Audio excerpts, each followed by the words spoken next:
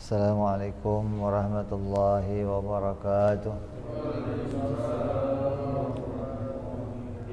Al-Fatihah ila ruhi Sayyidina Habibina Syafi'ina Rasulillah Sayyidina Muhammad ibn Abdullah sallallahu alaihi wa ala alihi wa ashabihi wa azwajihi wa dhurriyyatihi.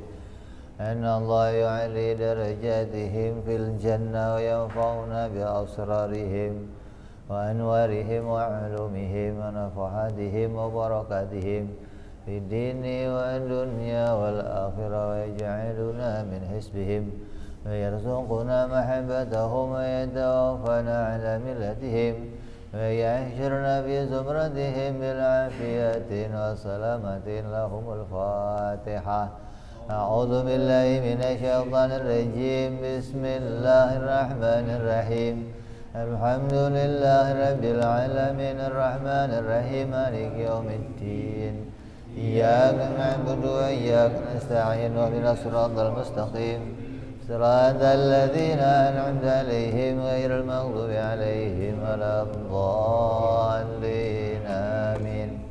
Bismillahirrahmanirrahim. Nawaitu ta'alluma wa ta'lima wa tadhakkura wa tadhkira wa nafa'a wal intifa'a wal ifadata wal istifadata wal hisa ala tamassuki fi kitabillahi wa sunnati rasulillah sallallahu alaihi wasallam wa du'a ilal huda wa dilalata alal khairi ibtigha'a mardatihi wa qurbihi wa thawabihi wa husnil khatimah ma'al ludfi wal afiyah wa salahil aqibah. Bismillahirrahmanirrahim. Alhamdulillahirabbil alamin wa bihi nasta'inu ala umuri dunya waddin. Salatu wassalamu ala Rasulillah Sayyidina wa habibina wa syafi'ina wa maulana Muhammadin sallallahu alaihi wa ala alihi wa sahbihi ajma'in. Amma ba'du. Qala musanniful kitab Hadratus Syekh Said bin Ki Armiya rahimahullah wa ghafara lahu wa liwalidayhi wa nafa'ana bihi fid darain. Allahumma aftah qulubana futuhal arifin wa bihidmatika wansur alaina birahmatika ya arhamar rahimin. Ila anqal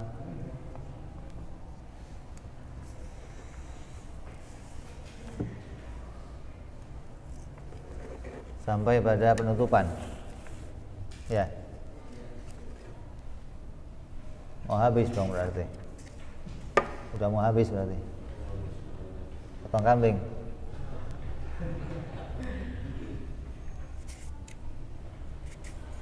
Syukuran dong. Nggak usah pakai sapi, nggak usah.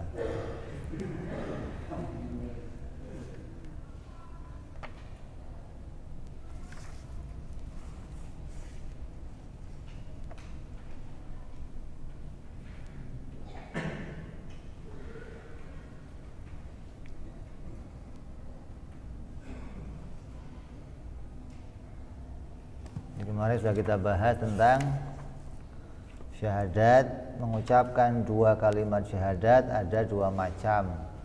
Yang pertama, mengucapkannya hukumnya wajib usul, yaitu bagi orang kafir yang akan masuk agama Islam, maka mereka wajib mengucapkan dua kalimat syahadat.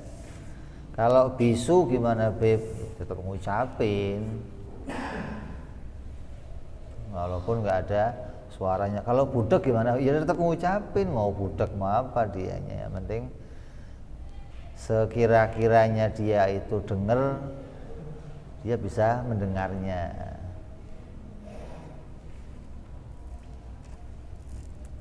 Yang kedua, mengucapkan 2 kalimat syahadat bagi anaknya orang Islam.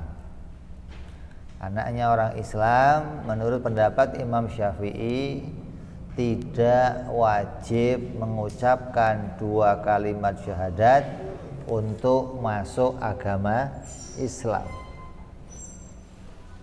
Jadi yang wajib mengucapkan syahadat untuk masuk agama Islam itu adalah orang kafir. Kalau anaknya orang Islam, pendapat Imam Syafi'i cukup syahadat di dalam sholat.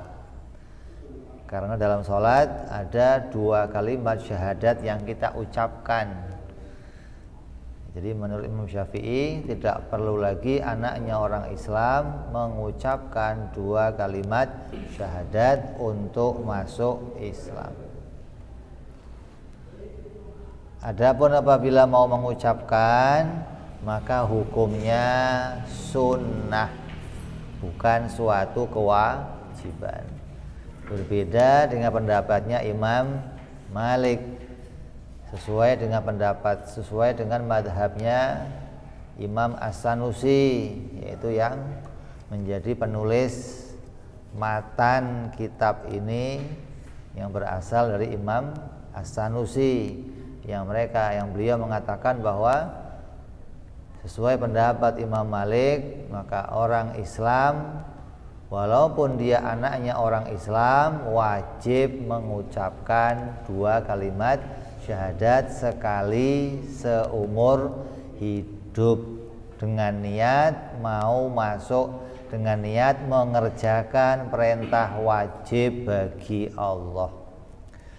Tapi wajibnya wajib furu. Apabila tidak dilakukan maka hukumnya hanya berdosa, tidak sampai dia menjadi orang kafir atau tidak sampai menjadi dia tidak terhitung sebagai orang Islam. Jadi pendapat Imam Malik sesuai dengan pendapat Imam Sanusi, wajib tiap-tiap guru, tiap-tiap pengajar mengajarkan kepada murid-muridnya caranya mengucapkan 2 kalimat syahadat untuk mendatangi perintah wajib dari Allah Subhanahu wa ta'ala. Maka Imam Sanusi mengajarkan, nawaitu an aqra'a kalimatai syahadati fi umri marratan wahidatan fardhan lillahi ta'ala la ilaha illallah Muhammadur Rasulullah sallallahu alaihi wasallam. Jadi hukumnya fardu, kalau ditinggalkan berdosa, karena fardunya fardu furu', wajibnya wajib furu', bukan wajib usul. Berbeda dengan wajibnya orang kafir. Orang kafir wajibnya wajib usul. Kalau mereka enggak mau mengucapkan, maka tidak terhitung orang Islam di dunia. Begitu pula kata Imam As-Sanusi, wajib tiap orang Islam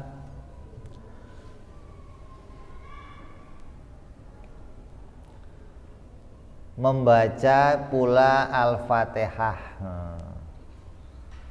Jadi wajib orang Islam itu, kata Imam Sanusi, sekali seumur hidup baca surat Al-Fatihah.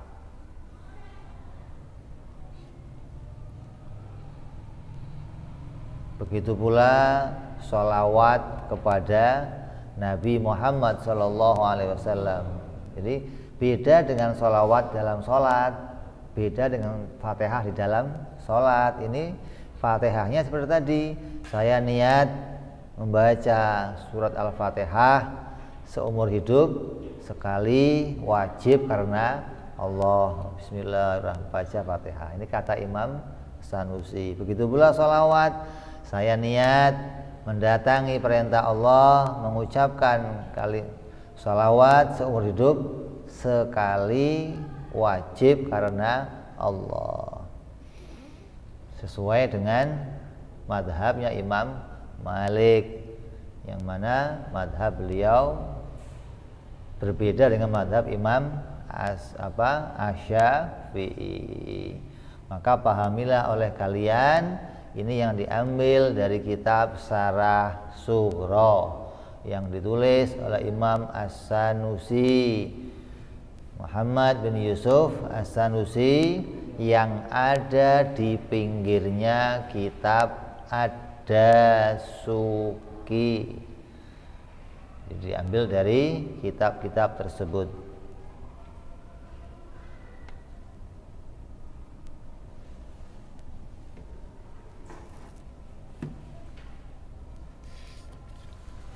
Catatan penting. Maka ketika kita telah mengetahui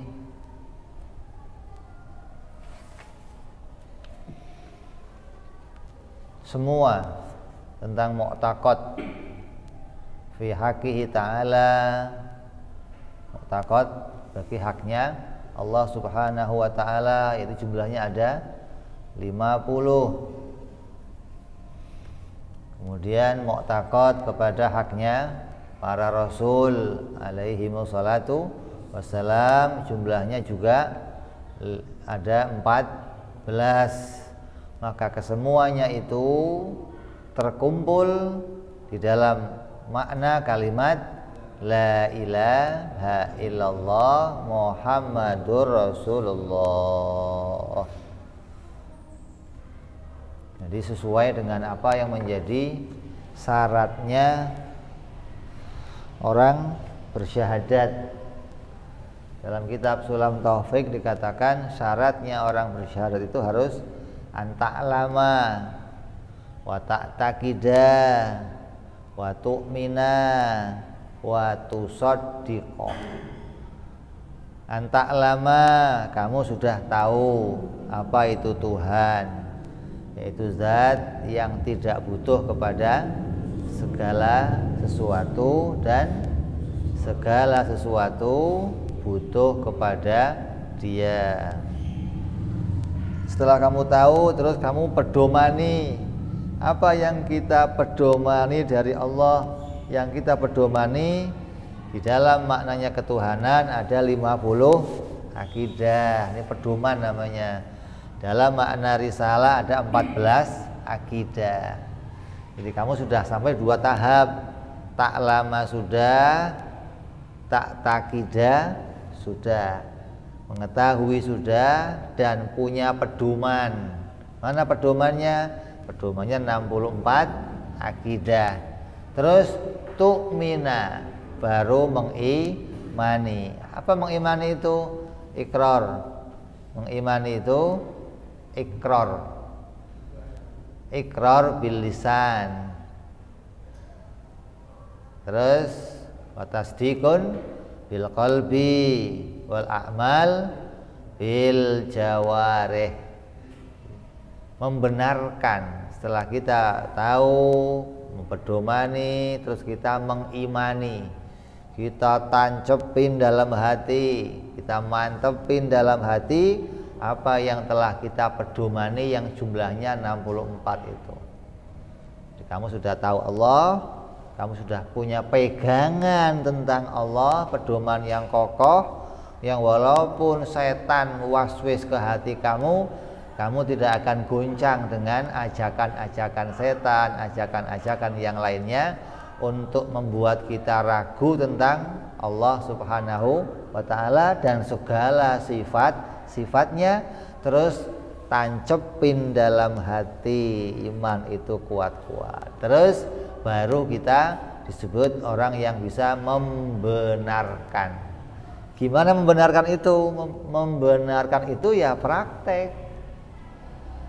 Artinya ketika kamu menerima segala apapun dari kejadian yang ada di dunia ini, kita benarkan bahwa itu datangnya dari Allah, bahwa ini atas pertolongan Allah.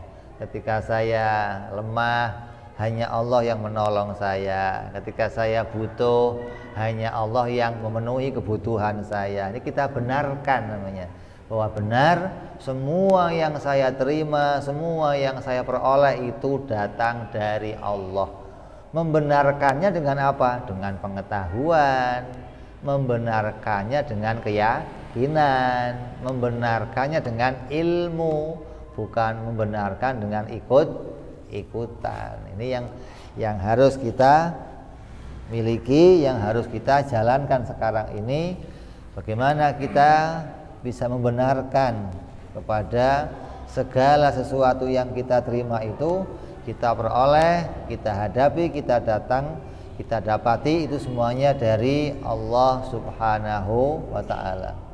Perintah yang ada, larangan yang ada, kita benarkan ini hanya dari Allah, tidak ada dari selain Allah Subhanahu wa ta'ala. Ini yang harus kita yakini. Jadi setelah selesai mempedomani semuanya yang jumlahnya ada 64,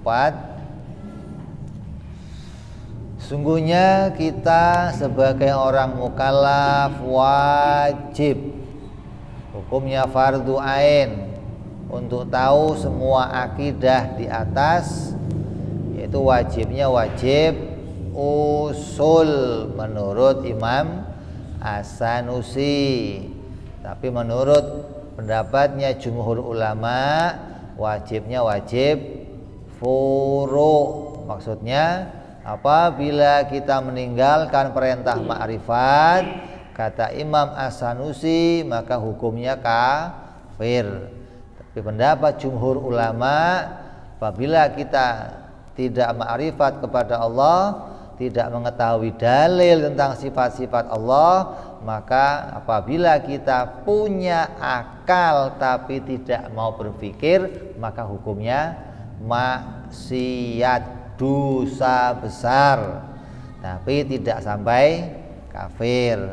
Kalau Imam As-Sanusi berpendapat, siapa yang punya akal dan dia tidak mau berpikir, maka dia tidak terhitung orang beriman nanti di akhirat. Maka menjadi suatu kewajiban bagi orang-orang mukallaf untuk segera belajar mengenal Allah, untuk segera menjadi orang yang ma'rifat, mengetahui mu'taqad yang telah diajarkan oleh para ulama, yang jumlahnya menurut Imam As-Sanusi ada 64 pedoman di atas, sampai paham dan sampai memahami pula dalilnya. Jadi kita disuruh kenal Allah, disuruh ma'rifat kepada Allah, disertai dalil, bukan disertai ikutan, bukan disertai katanya orang tua, tapi pakai dalil, pakai bukti, hingga kita bisa tahu secara nyata Allah itu betul-betul Tuhan. Tidak ada Tuhan lain selain Allah Subhanahu wa ta'ala. Kita ketahui dengan dalil-dalil yang meyakinkan, baik itu dalilnya dari akal maupun dalilnya dari syar'i, Al-Quran dan hadis. Kemudian orang mukallaf juga harus tahu pada thariqah atau cara mengumpulkan dua kalimat syahadat tersebut.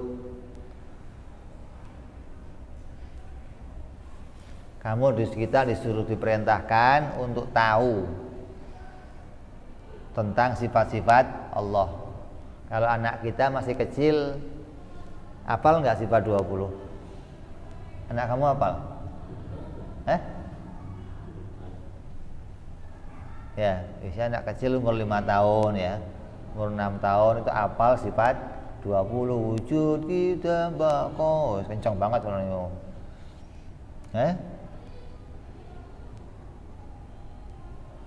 Di sini dikatakan bahwa orang yang telah mengetahui tentang sifat 20 bukan cuman hafal nih. Kalau anak kecil kan cuman hafal tapi nggak tahu. Kita disuruh nggak cuman hafal tapi tahu. Setelah tahu diperintahkan pula kita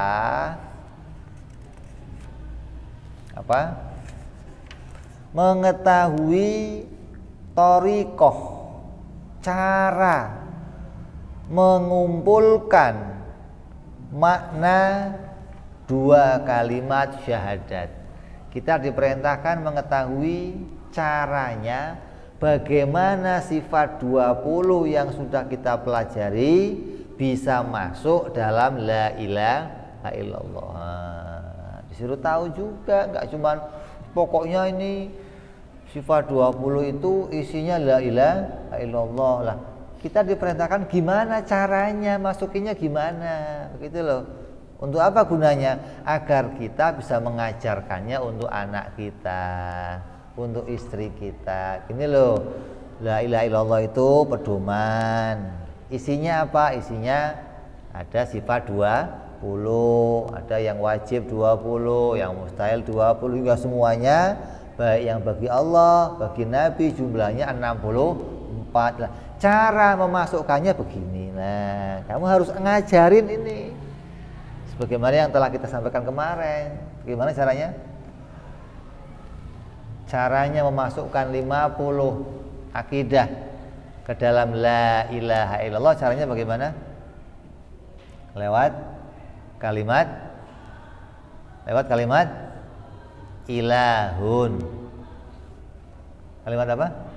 Ilahun, la ilaha illallah. Di dalam kalimat ilaha, la ilaha, maka itu artinya Tuhan. Dari kalimat Tuhan itulah 64 ini masuk ke dalamnya. Kenapa? Karena kalimat Tuhan itu diberikan definisi oleh ulama dengan 2 macam definisi. Zat yang tidak butuh pada yang lain dan yang lain butuh pada dia. Dia nggak butuh sama yang lain, kenapa? Oh, karena dia wajib punya sifat wujud, qidam, baqa. Ini caranya masukinnya begitu loh. Sampai dengan berapa? 22 akidah.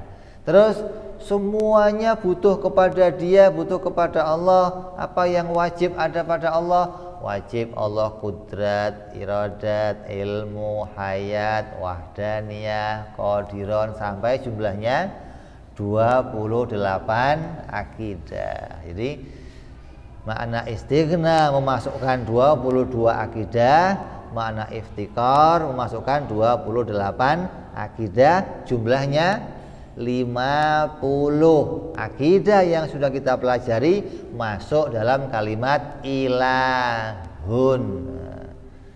Ilahun yang sudah dipenuhi dengan makna-makna tadi yang kita sudah tahu. Oh, Tuhan itu harus begini. Secara umum, yang namanya Tuhan secara umum itu harus yang tidak butuh sama yang lain, dan yang lain butuh kepada dia, barulah kita masukkan la ilaha. Dulu sebelum kamu ngaji ini, kalau kamu ngartiin la ilaha illallah, itu artinya tidak ada Tuhan kecuali Allah. Tapi setelah ngaji ini, kamu harus mempraktekannya. Apa artinya la ilaha illallah? Tidak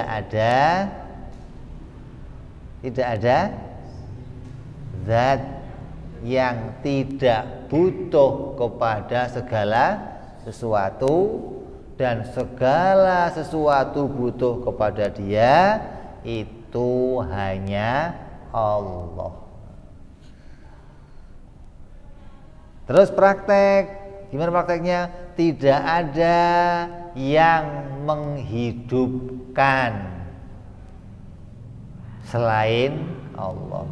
Tidak ada yang merezekikan kecuali hanya Allah. Allah. Tidak ada yang menggerakkan kecuali hanya Allah. Tidak ada yang mendiamkan kecuali hanya Allah. Tidak ada yang menjadikan manfaat kecuali hanya Allah. Tidak ada yang bikin madarat kecuali hanya Allah. Jadi kalau sekarang kamu zikir la ilaha illallah, maka maknanya sudah enggak boleh lagi tidak ada Tuhan.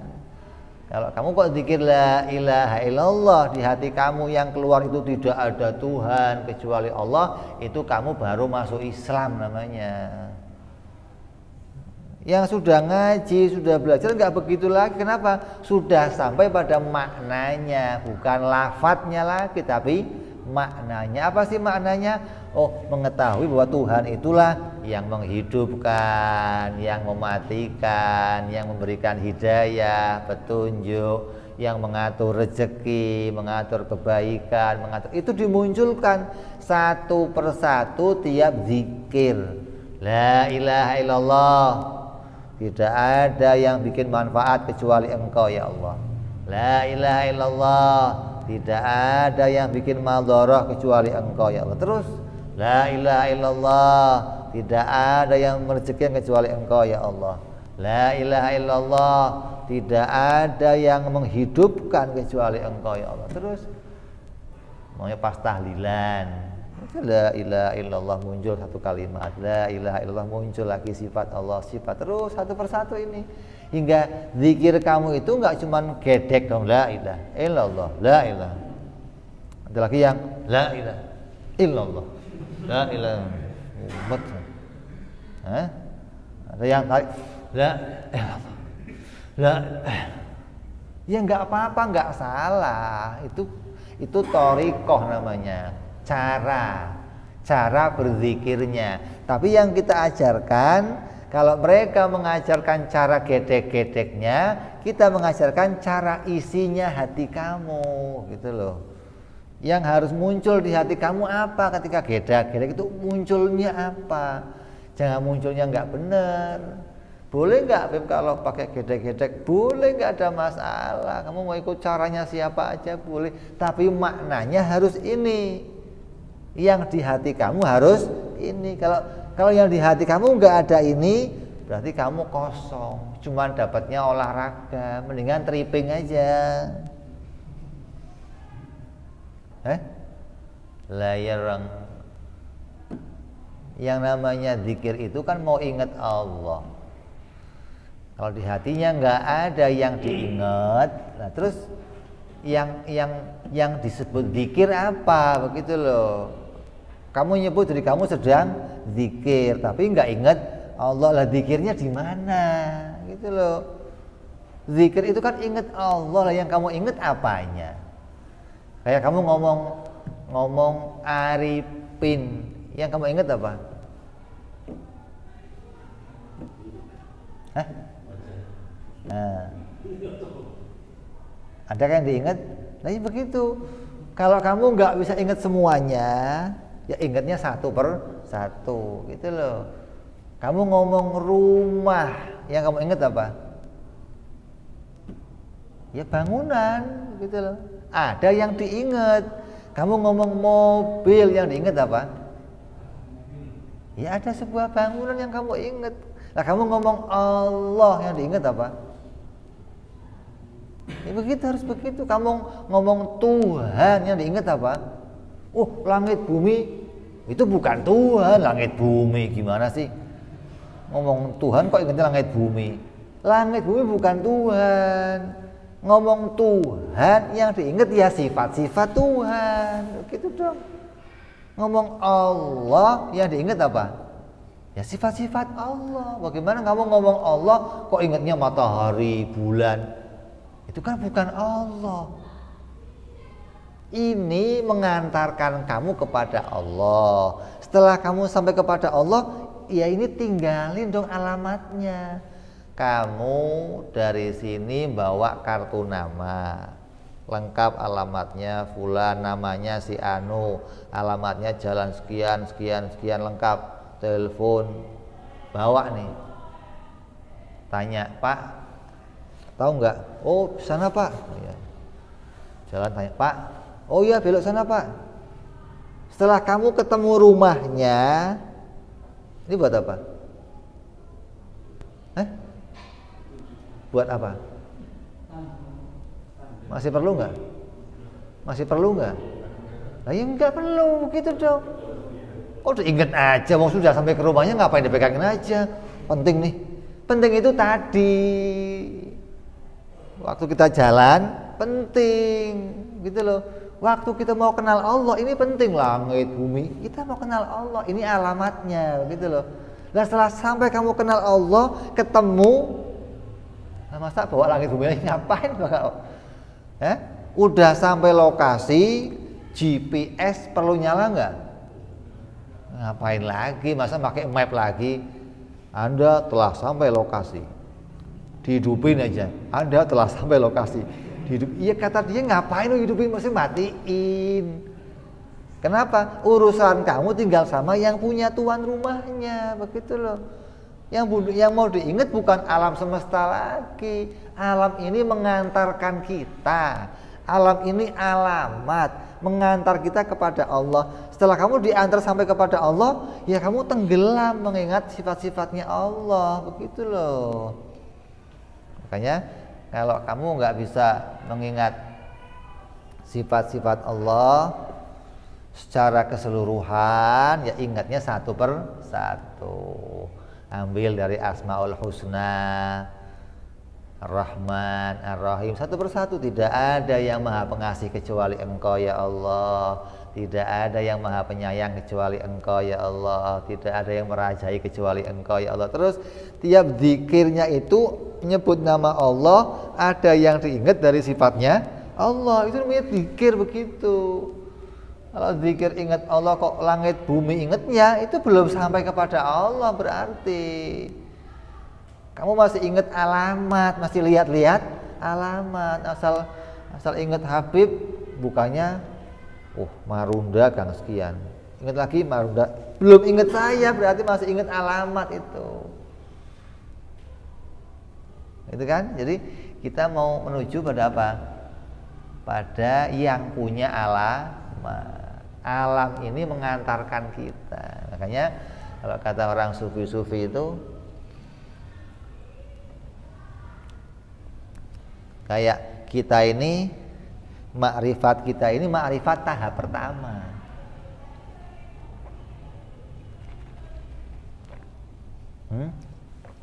Makrifat tahap pertama, kenal Allah tahap pertama. Kenapa?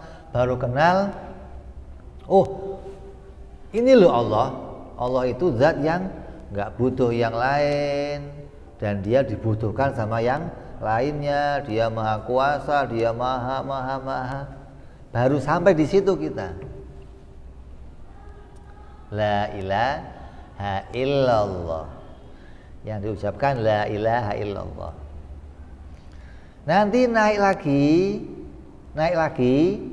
Setelah kamu hayati, tiap hari kamu ngucapin, tidak ada yang ngasih rezeki kecuali Engkau ya Allah, yang mengamankan kecuali Engkau ya Allah, yang membuat petunjuk kecuali Engkau ya Allah, yang menenangkan hati kecuali Engkau ya Allah, yang membaguskan lisanku kecuali Engkau. Terus tiap hari nanti meningkat.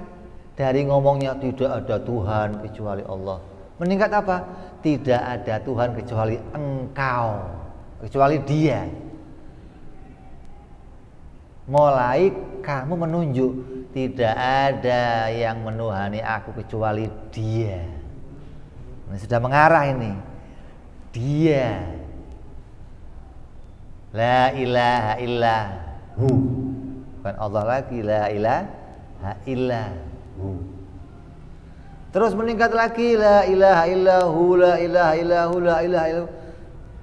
Meningkat lagi apa? La ilaha illa anta. Wah, ini. Kalau kamu ngomong Dia, itu berarti sedang menjadi orang ketiga. Saya ngomong sama ente, Dia nanti mau ke sini. Dia siapa? Dia. Berarti ada orang berapa itu? Orang ketiga. Tapi kalau sudah ngomongnya kamu, Berarti orang mutakalim, langsung.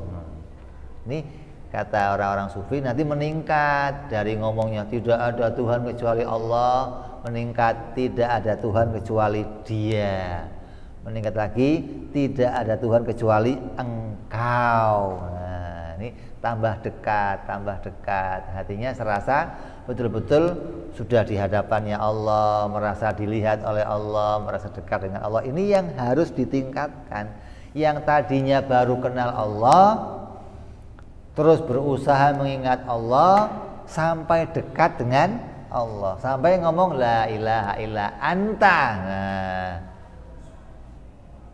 yang ngomong itu siapa?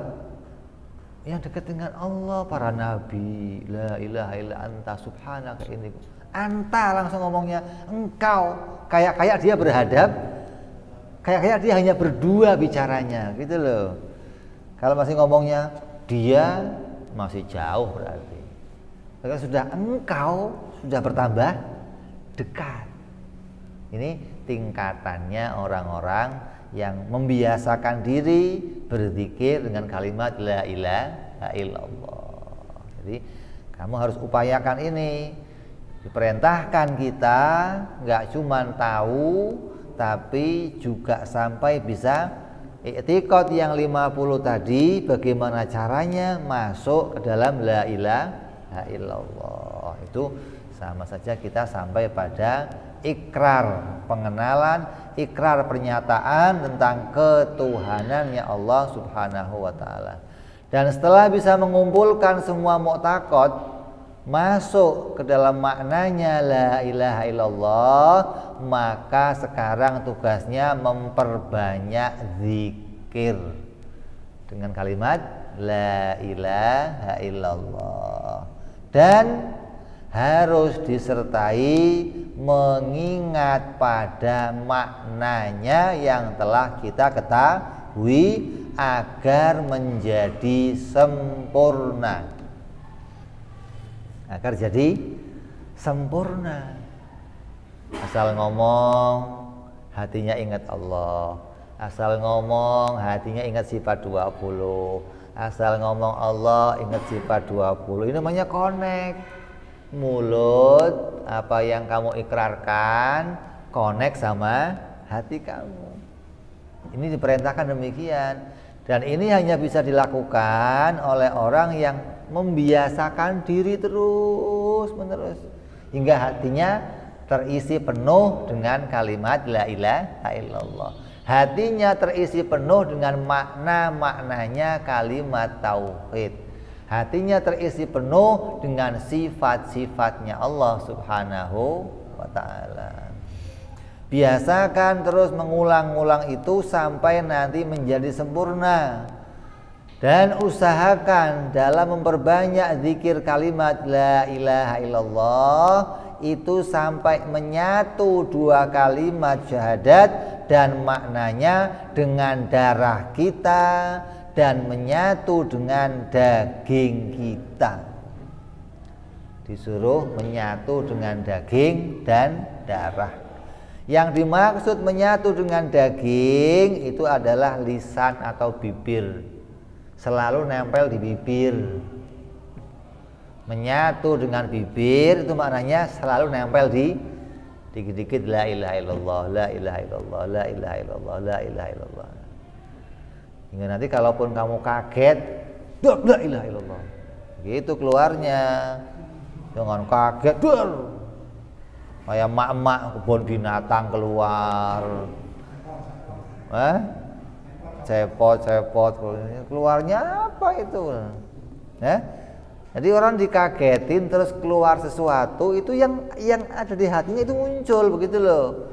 Yang biasa dia ingat muncul. Kalau kamu kok biasa ingat Allah, kaget, yang diingat Allah. Nah, kematian itu mengagetkan, mendadak datangnya, tiba-tiba, cepat. Kalau kamu nggak terbiasa ingat ini, ya nggak ingat Allah. Pas datang, copot, apa nggak repot nanti ente. Maka diperintahkan kita membiasakan diri agar apa? Ketika datang mati, datang sakaratul maut, datang malaikat Israel, kita tetap sedang dalam keadaan bisa mengingat kepada Allah. Kita berharap dimudahkan lisan kita bisa ingat kepada Allah Subhanahu wa taala. Jadi daging usahakan sampai mendarah daging, nanti daging itu lisan, selalu nempel di lisan. Yang dimaksud dengan darah adalah hati. Darah daging itu maksudnya lisan atau bibir dan hati. Asal lisannya zikir, hatinya connect. Asal hatinya ingat Allah, lisannya zikir. Dua-duanya connect namanya. Ibaratnya orang itu ada sinyalnya terus. HP-nya bunyi dan punya sinyal. Kalau bunyi dan punya sinyal bisa komunikasi. Kalau bunyi nggak pakai sinyal, ya nggak komunikasi. Sinyal ada tapi nggak bunyi, ya nggak komunikasi.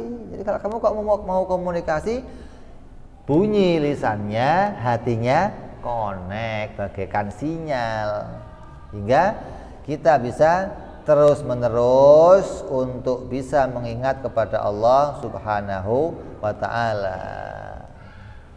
Ini resepnya para ulama-ulama, bagaimana mereka menjadi orang-orang hebat, menjadi wali-walinya Allah, karena mereka terbiasa mengucapkan zikir ini.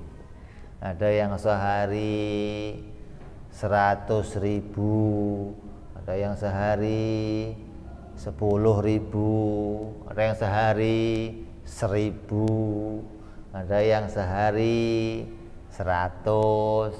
Tinggal kebiasaannya, bagaimana kemampuan kita membiasakan diri kita zikir kalimat ini. Kita berapa? Sehari berapa? Pernah? Pernah? Sehari doang? Sehari 100 bib, tapi sehari doang, besok sampailah. Kita mah sehari cukup 5 kali bib dalam sholat doang. Udah nggak nambah-nambah lagi.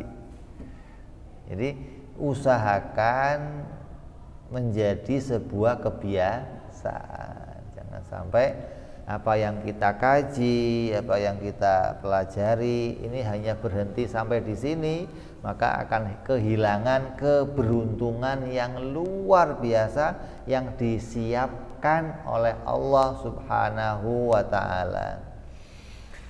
Maka sepatutnya kita memperbanyak zikir agar bisa menyatu zahir dan batin. Maksudnya apabila lisan zikir, usahakan hatinya juga ikut berzikir.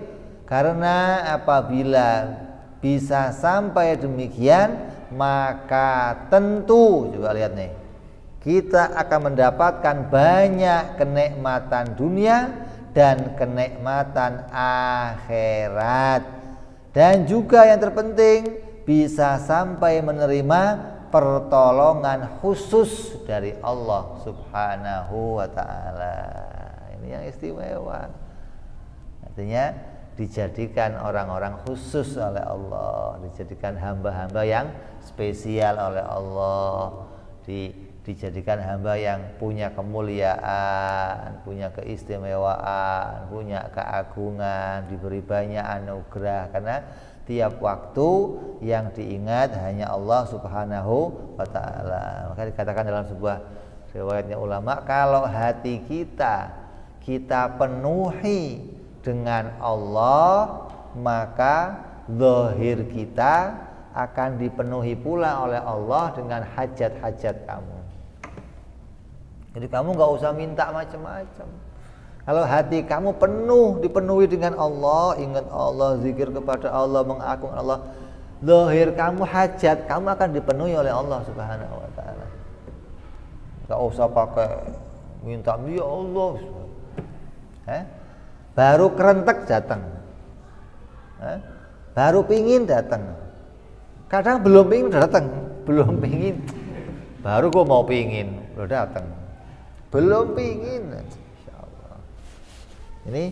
Ini anugerah-anugerah yang istimewa yang disiapkan oleh Allah Subhanahu wa taala bagi orang-orang yang dia menjadi orang-orang yang berusaha mendekatkan diri kepada Allah Subhanahu wa taala dengan berbagai macam cara, dan cara yang tercepat mendekatkan diri kepada Allah dengan cara ini, mengenali sifat-sifat Allah dan banyak berzikir kepada Allah Subhanahu wa taala hingga berusaha menyatukan lisan kita dengan hati kita. Hati dipenuhi makna, lisan itu menjadi alamat. Apa yang keluar dari lisan jadi alamat di dalamnya tersimpan sesuatu. Kalau kamu punya teko air, kamu keluar, tuangkan itu keluar air, di dalamnya pasti ada isinya air.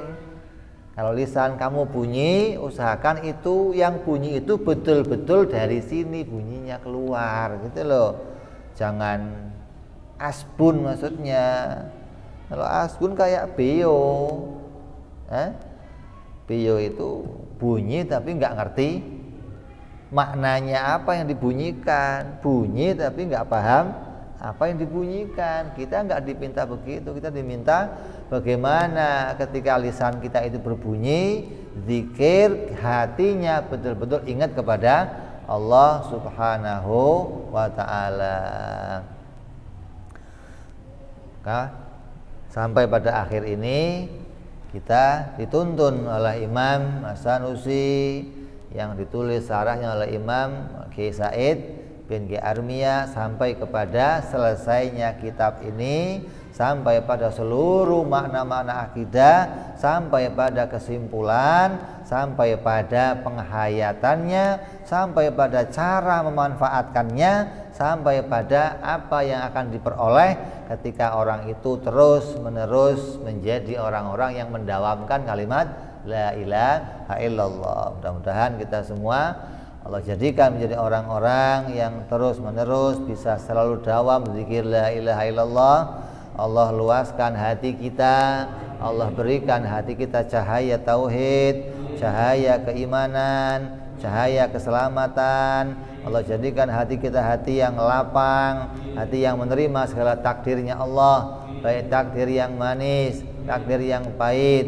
Allah ampuni semua kesalahan diri kita, Allah muliakan kita, keluarga kita, Allah angkat derajatnya kita semua. La rabba ghairuh wa la ma'buda siwah, nas'aluhu wa yaj'alana wa ahibatana indal mauti natikin bi kalimati syahadati alimina biha. Ya Allah, ya Rabbi, kami mohonkan kepada Engkau ya Allah, jadikanlah aku ya Allah, jadikanlah keluargaku ya Allah, jadikanlah orang-orang yang kucintai ya Allah diberikan kemudahan untuk mengucapkan dua kalimat syahadat dan mengingat pada maknanya kalimat tersebut ketika menghadapi kematian, maksudnya pada waktu sakaratul maut. Mudahkanlah kami ya Allah mengucapkan kalimat la ilaha illallah hingga kami semuanya ya Allah bisa mati dalam keadaan husnul khatimah, selamat di dunia sampai selamat di akhirat. Wa sallallahu ala sayyidina Muhammadin adada ma dzakarahu dzakirun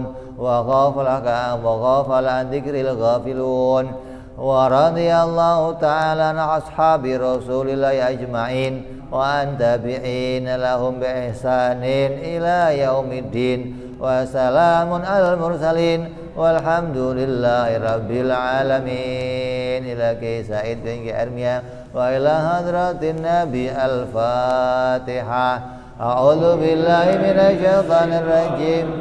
Bismillahirrahmanirrahim. Alhamdulillahi rabbil alamin arrahmanir rahim maliki yaumiddin. Iyyaka na'budu wa iyyaka nasta'in ihdinas siratal mustaqim. صراط الذين أنعمت عليهم غير المغضوب عليهم ولا الضالين آمين. يا ربنا اعترفنا بأننا اقترفنا وأننا أسرفنا على الأرض أشرفنا فتب علينا توبة تغسل كل حوبة واستر لنا عوراتي وأمن روعتي واغفر لوالدينا ربي ومولودنا والأهل والإخوان وسائر الهلان وكل ذي محبة أو جيرة أو صحبة والمسلمين أجمع أمين ربي اسمع فضلا وجودا منا لا باكتساب منا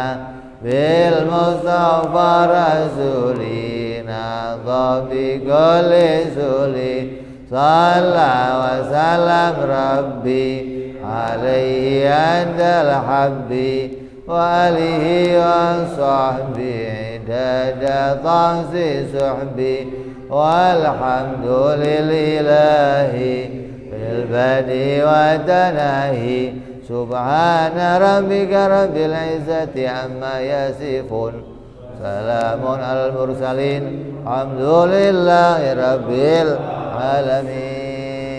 Assalamualaikum warahmatullahi wabarakatuh.